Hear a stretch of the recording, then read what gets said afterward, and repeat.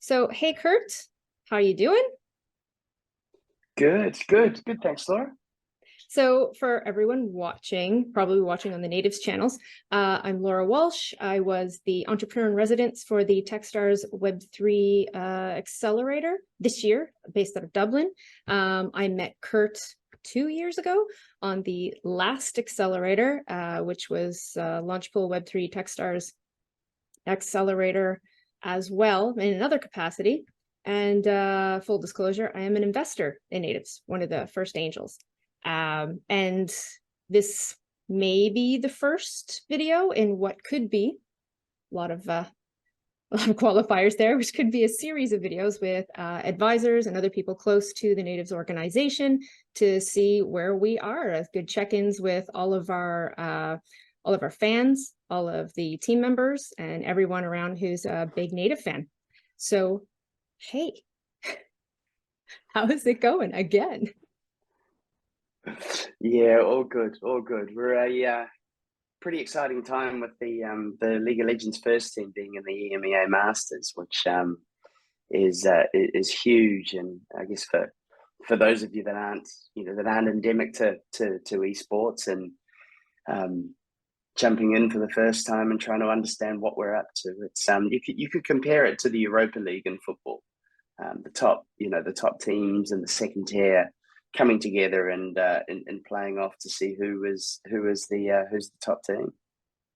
That's awesome, because I'm kind of as you know, and your social media manager may know, I'm a bit of a social media addict. So I've been following the exploits of the team on socials, and I'm constantly following the NLC. So I'm constantly either retweeting, quoting, or saying something very stupid, but encouraging to the team and telling them to, annihilate the French. So apologies to K Corp and everybody, but yeah, I'm a fan, so I'm going to be a little bit rabid behind the scenes for that.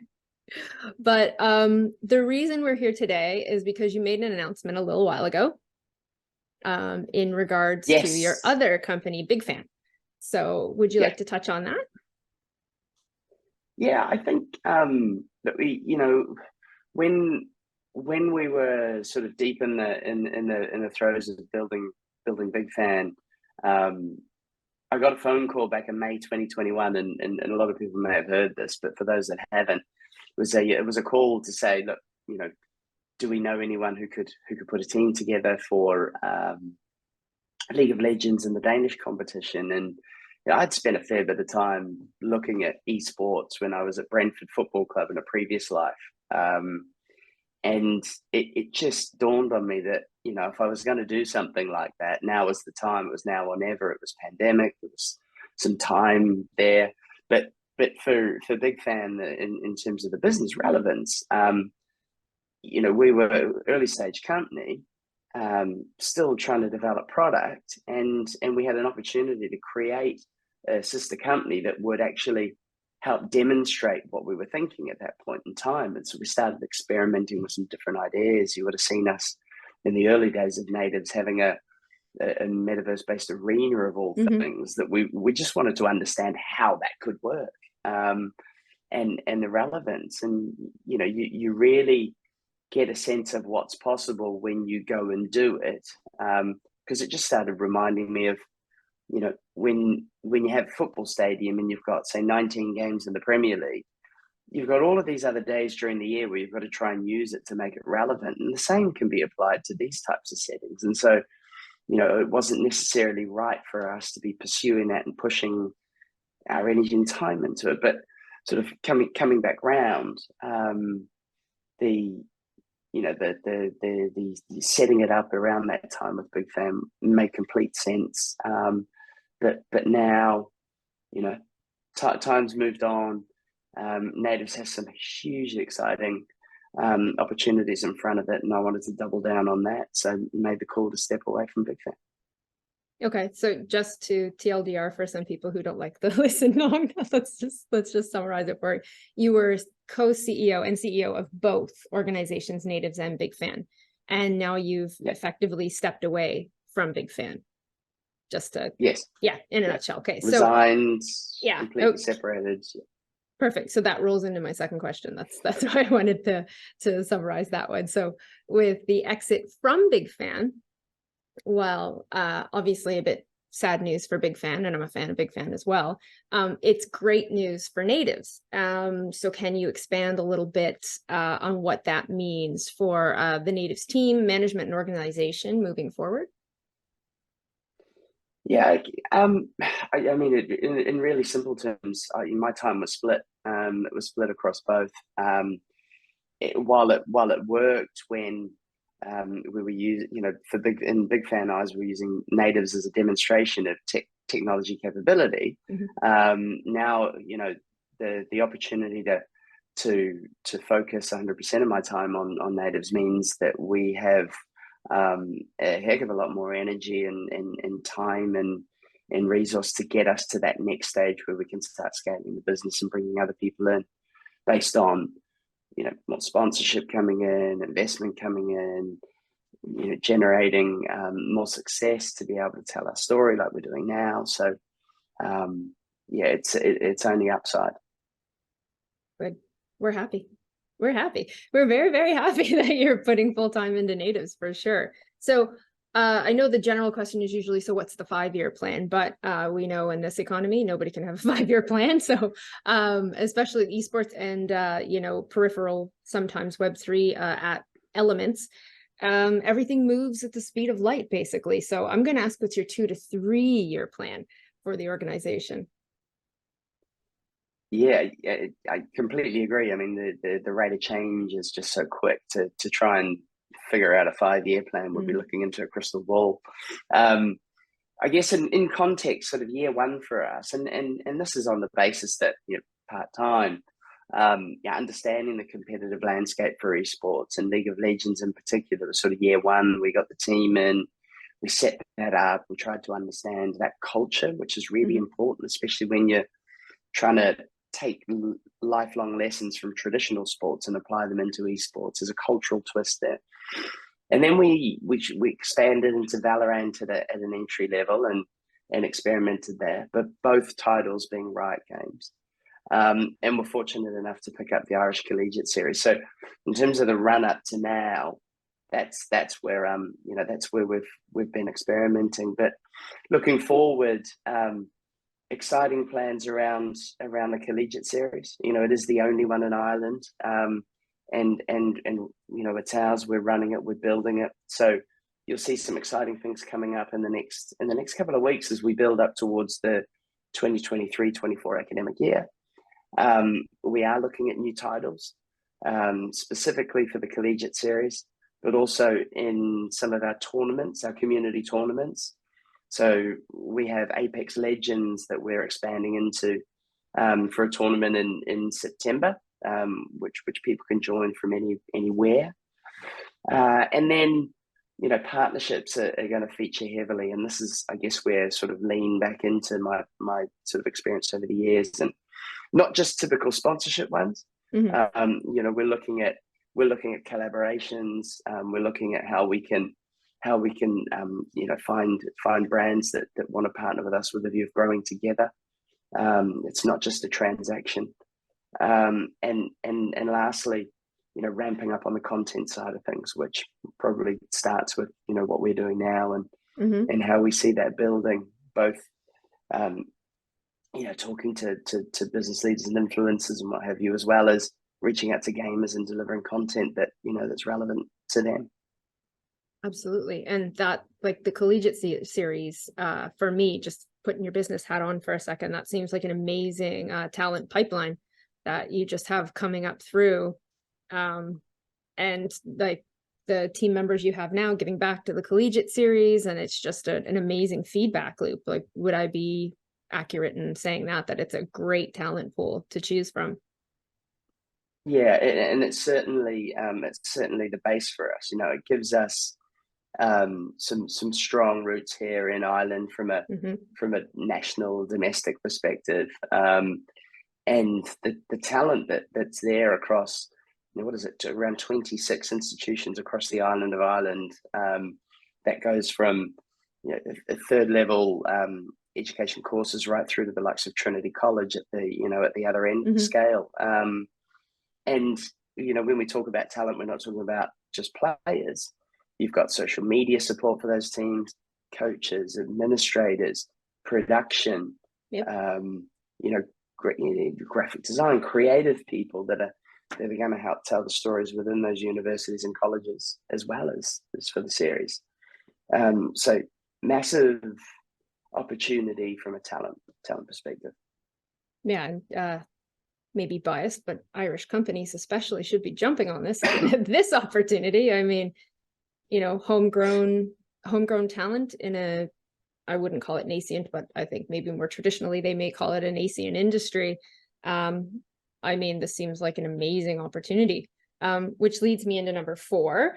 I'm counting my questions. Yes, apologies. So on the topic of the revenue streams, right? So we're keeping the business hat on, and alternative revenue streams, not just obviously tournaments, which we know the prize money has been cut way back on, and that's not just a one league thing. That's kind of a across the globe thing. So are you looking at alternative revenue streams, and how do you plan on making Nativz profitable and expanding the organization? Yeah, I guess that topic of prize money comes up quite often, and I think one the point to underline on that one is you never budget for prize money. Don't setting the business up with prize money as a meaningful way of sustaining it is just not an option. Excuse me.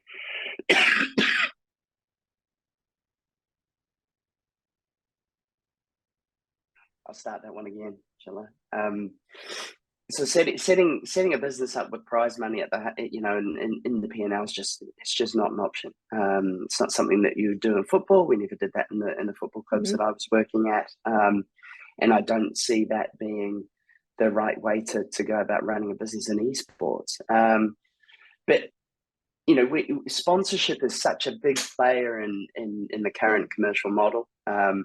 You've got the publishers or the game developers like Riot and Activision Blizzard and so on, all of those businesses that have their games but are building competitive structures for esports. I think the interesting thing there is, at what point do they start distributing some of that revenue down to help give some sustainability for the ecosystem that we're a stakeholder in and we're building out. So I think the challenge for us is making sure that we can build a sustainable business without the publishers distributing revenue, so that at the point when they do, all of a sudden, that's when we see that I guess that hockey stick that is part of the environment that we don't control kicking in. Content plays a big part for us, and we see that being really important, because low-hanging fruit like advertising revenue via the likes of YouTube, Twitch, etc. You've got to get some good numbers for that to become realistic, but it is something that we need to be aspiring towards. And then you've got the technology play. Having been through the experience of Techstars and understanding all of the opportunities that come forward for founders that have got technology opportunities and technology solutions that they're delivering. I think it's a really exciting opportunity for us from a Nativz perspective, in looking at gamers and their experiences, and where we can create a technology solution that's going to underpin what Nativz gaming is, and help support the aspirations from an esports perspective, but also our growth to build out bigger and better. So those are the key ones. I think the last one, to your question, is playing our part in developing the Irish esports ecosystem. We saw last year when we pulled our industry event together as the starting point for this. And we looked at comparisons with Denmark and what they had achieved in this period of time. There's no reason why Ireland can't achieve that, and we want to help enable that. So we've got a follow up to that event coming up in October, and that'll be another point where we start leaning into that ecosystem development play. Awesome. So as you touched on before, so Nativz were the NLC Summer Champs, and they've made it into the, I'm going to say EMEA different, so the EMEA Masters. And I did see that they had 2 losses and 1 win on Monday. Is it Monday? Yes. And the rest of the games are today. Right. So, but how are you and the team and, the whole team, not just management, but, everybody down, how are the players feeling? How's everybody going? I think there's an element of nervous excitement. In our team, we've got some experienced campaigners like Mboxne and Shakiri. Our coach John, or RNG as he's known as, is an experienced campaigner, having done some significant coaching down in Brazil. He's Scottish. He's based in the UK. We've got players right across Northern Europe, from Serbia to Greece to Denmark, UK, and Sweden.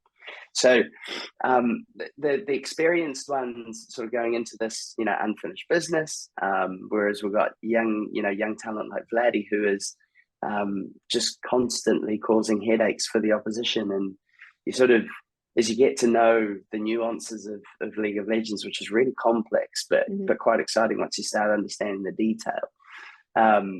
To be sitting in 5th equal place after one day of 2 days in the tournament, and going into this evening where we play against Carmen Corp, who are huge in France. I mean, we're talking 500,000 followers on X, if for one of scale, and Mako, Italian champions, and then Anorthos, who are based out of Greece, or Cyprus to be specific.